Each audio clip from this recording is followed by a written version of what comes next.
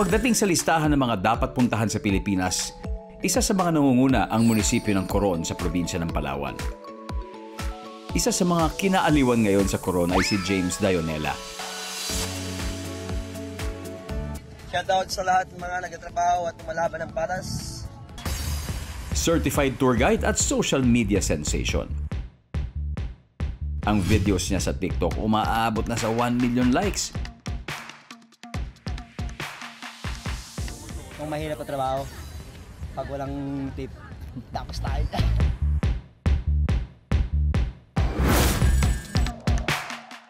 Ang totoong talent niya ay ang pag-free dive. Bawat pagharap sa mga turista, ginagalingan niya. Pag may masaya kang tour, may masayang guest, the more na masaya sila, babalikan kanila. Pero higit sa views at katatawanan, ang puso ni James ay para sa kalikasan.